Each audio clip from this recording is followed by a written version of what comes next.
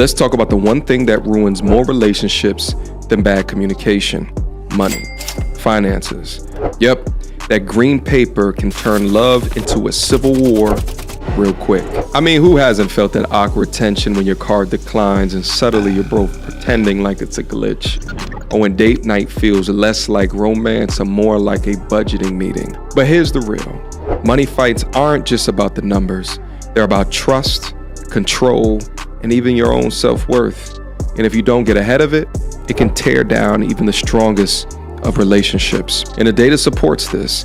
The number one cause of divorce: finances. So today I'm gonna break it all down for you guys. How money can make or break relationships. And I'm gonna give you some practical strategies to keep both your finances and your love life intact. Because let's be real, love may not cost a damn thing, but the breakups, they're expensive. All right, now picture this. You're sitting at the dinner table, plates barely touched. She's scrolling through her Instagram or just social media app of choice, pretending not to care, while he's staring at the bills on his phone, wondering if he's failing, not just as a provider, but as a man in the relationship. See, at first, it was all good. They were laughing, making plans, and dreaming about vacations. But after, when the relationship starts to age, the cracks start showing. Payments get missed, late fees begin to show up, and subtly, the little things, they start feeling like the big things. Organic versus frozen meals, brunches versus savings. Y'all get the picture.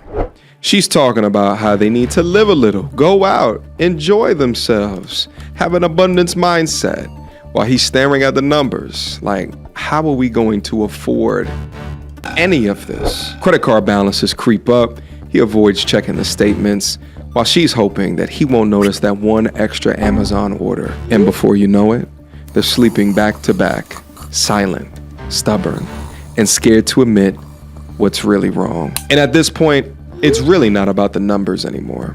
It's about respect, trust, and feeling like you're on the same team. But right now, they're not teammates, and he's definitely not the leader. They're opponents.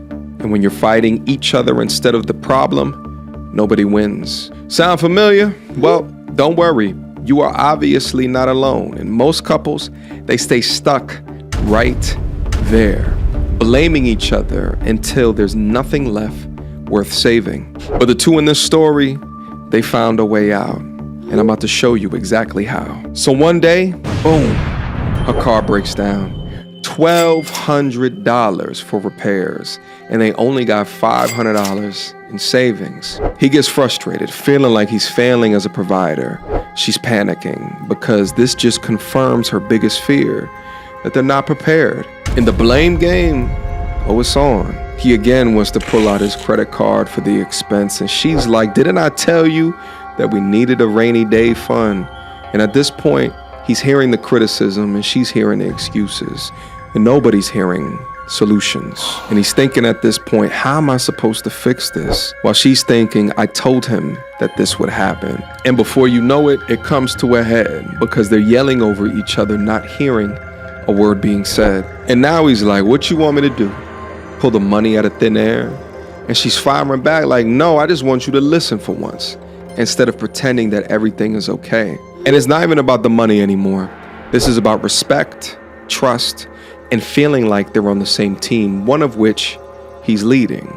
But right now, they ain't teammates, they're opponents. And the craziest part about this entire situation, they're both right, somewhat.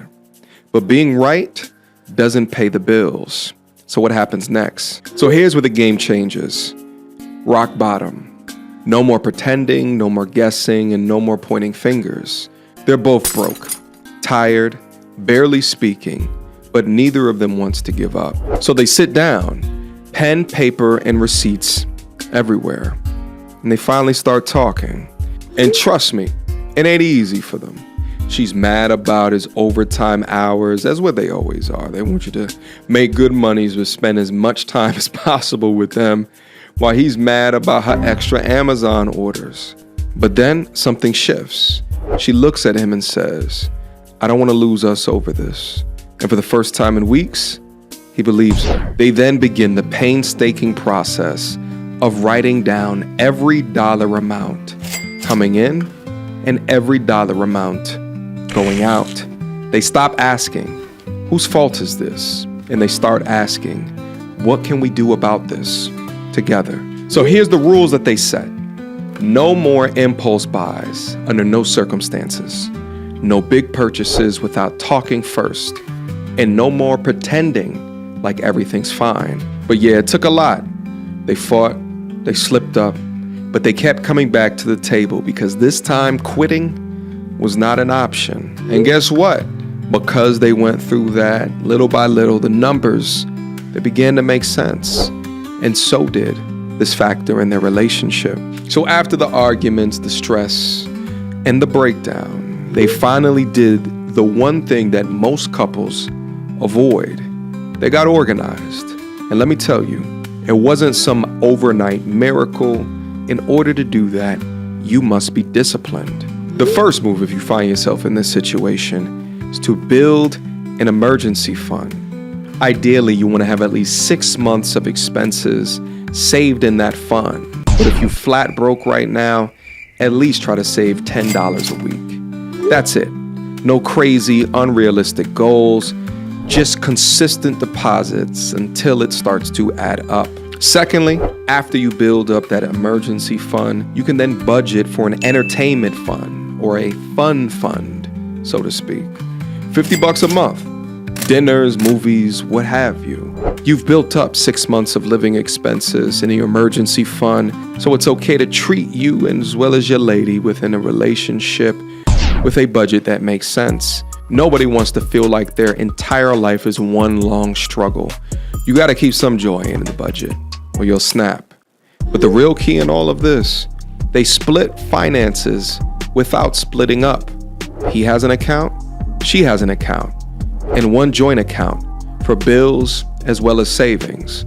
That way, they can keep some independence without all the drama.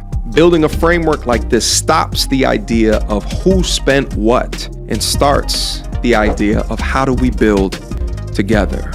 And that right there is a game changer. And the first time in months after talking about their finances and setting a plan into motion, they felt in control, not just for money, but also control of their future. They realized that it's not just about the money. It was about learning how to work together with a plan. And that plan changed everything. And once they set their plan into motion, they started setting even bigger goals, bigger vacations, bigger investments, maybe even a business one day. Now, I want all my fellas to listen to this. Being the man in the relationship doesn't mean that you're controlling every aspect of money. It means that you lead with accountability.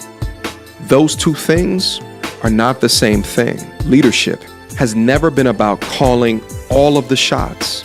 Real leaders, they set plans into motion, clear plans that teammates can follow while providing the correct decision rights within the structure that the leader has created. You can't tell your girl to trust me if you yourself as a man moving reckless within the budget, especially if it's the budget that you created. Trust is built in the little things, like showing the plan and then sticking to it by any means necessary. Now, there's some people that think that creating a budget is limiting, and I completely disagree with this, because if anything, creating a budget makes you more free, because now you have a system that determines what you can spend and what you cannot. And it is freeing not having to check your account every 5 minutes to determine you can pay for something, or wondering there's enough in there. In this couple's case, figuring out how to work together as a couple doesn't make the man weak, because it made the relationship stronger. Gentlemen, again, listen to me. Lead with clarity instead of control.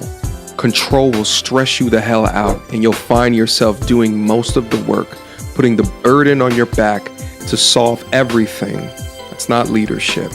You're a strong individual contributor. But being a good leader, that's when respect will naturally come. And respect is what's necessary to keep the relationship solid. Now I want to hear from y'all. What's the wildest fight that you've ever had about money? Drop it in the comments down below and let's talk about it.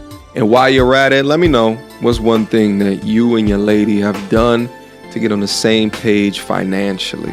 And last but certainly not least, join my men's self-development community at school.com/MTArmy. These are the type of discussions that we have. These are the type of lessons that we teach our men. There's so much education up there from a financial perspective that will aid you in your life going forward. The content that I drop up here is just the tip of the iceberg. Come and tap in. But all right, I'm out of here. I'll catch you guys on the next one. And trust me, you're not going to want to miss it, because next time we're going to be talking about the sneaky habits that quietly drain your bank account and how to stop them. Take care, y'all.